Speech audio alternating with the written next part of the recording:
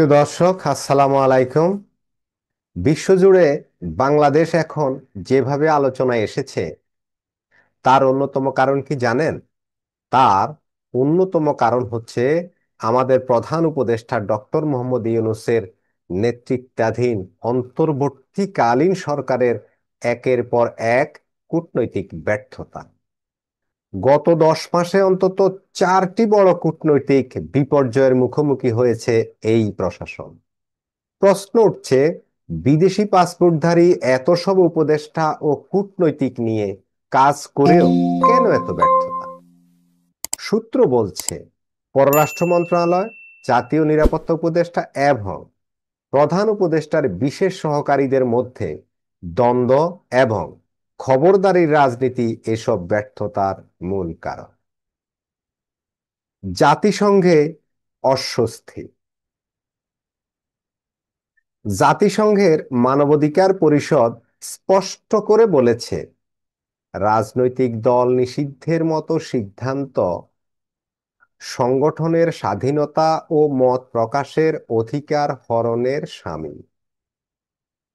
বিশেষ করে সন্ত্রাস বিরোধী আইনের সংশোধনের মাধ্যমে আওয়ামী লীগ ও এর অঙ্গ সংগঠনের উপর নিষেধাজ্ঞা আরোপ জাতিসংঘ উদ্বেগ প্রকাশ করেছে।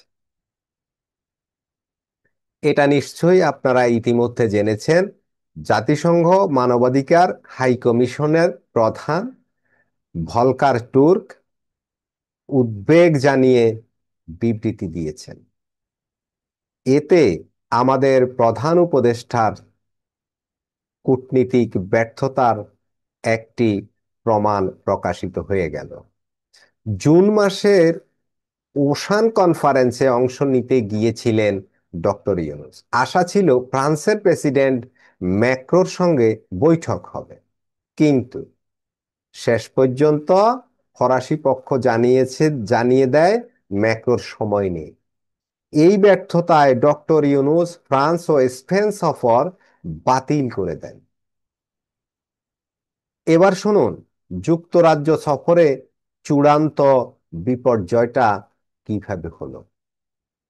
সরকার বলেছিল এটি সরকারি সফর, ব্রিটিশ প্রধানমন্ত্রী কিয়ার স্টারমারের সঙ্গে বৈঠক হবে, কিন্তু আমরা কি দেখলাম? সেই বৈঠকটিও হয়নি। বরং ডক্টর ইউনূসের হতাশা উঠে এসেছে বিভিন্ন আন্তর্জাতিক গণমাধ্যমে দেওয়া তার সাক্ষাৎকারে। সাবেক কূটনীতিকরা বলছেন, এ সফর ছিল অব্যবস্থাপনার চূড়ান্ত উদাহরণ। এবার আসুন, রাখাইন করিডোর নিয়ে কি হচ্ছে আন্তর্জাতিক মহলে, দেশের ভিতরে এবং বাইরে সব মিলিয়ে এক হযবরল অবস্থা। জাতিসংঘের মানবিক সহায়তা দিতে বাংলাদেশের মধ্য দিয়ে করিডোর দেওয়ার সিদ্ধান্ত এক বড় কূটনৈতিক ভুল। নন স্টেট অ্যাক্টর আরাকান আর্মির সঙ্গে প্রকাশ্য যোগাযোগে ক্ষুব্ধ হয়েছে মিয়ানমার সরকার। ফলে বাংলাদেশের রাষ্ট্রদূতকে বাংলাদেশের রাষ্ট্রদূতকে পর্যন্ত ফিরিয়ে আনতে বাধ্য হয়েছে আমাদের সরকার। আর দেশের ভিতরে সেনাবাহিনী ও কূটনৈতিক মহলে সৃষ্টি হয়েছে তীব্র অসন্তুষ্টি ও অস্বস্তি। এবার আসুন, আমাদের প্রতিবেশী দেশ ভারতের সঙ্গে আমাদের টানাপোড়েন কোন পর্যায়ে গিয়ে ঠেকেছে। বিমস্টেক সম্মেলনে মোদি ইউনূস বৈঠকের পরেও ভারতের সঙ্গে সম্পর্কে উন্নতি হয়নি, বরং বিতর্কিত মন্তব্য, বাণিজ্য সুবিধা বাতিলের পাল্টাপাল্টি সিদ্ধান্তে চাপে পড়েছে বাংলাদেশ। সীমান্ত সমস্যা সমাধানে বাংলাদেশের অসহায়ত্ব স্পষ্ট। আপনারা দেখতে পাচ্ছেন প্রতিদিনই কি পরিমাণ মানুষকে ভারতীয়রা সীমান্ত দিয়ে পশ্চিম করে বাংলাদেশে ঢুকিয়ে দিচ্ছে। ঠেকাতে পারছে আমাদের বিজিবি? প্রশ্ন উঠেছে, এই বিপর্যয়গুলো ঘটলো কেন? মূল কারণ, পররাষ্ট্র মন্ত্রণালয়কে পাশ কাটিয়ে সবকিছুই সামলাচ্ছেন প্রধান উপদেষ্টা ও তার ঘনিষ্ঠ সহকারীরা। যে সফরগুলো সরকারি দাবি করা হচ্ছে, সেখানেও পররাষ্ট্র মন্ত্রণালয়ের কোনো প্রতিনিধি থাকছেন না। গত 10 মাসে ডক্টর ইউনূস 11টি বিদেশ সফর করেছেন। তাদের মধ্যে একাধিক সফর ছিল ব্যক্তিগত, কিন্তু রাষ্ট্রের অর্থে, দেশের অর্থ খরচ করে তিনি এসব সফর করেছেন। সবচেয়ে আলোচিত যুক্তরাজ্য সফর, যেখানে ব্যর্থতার পরও দপ্তর থেকে আত্মসমালোচনার কোনো লক্ষণ নেই। সাবেক সচিব জসিম উদ্দিন ছুটিতে গেছেন, আপত্তি জানাতে গিয়ে তাকে এই ছুটিতে যেতে হয়েছে।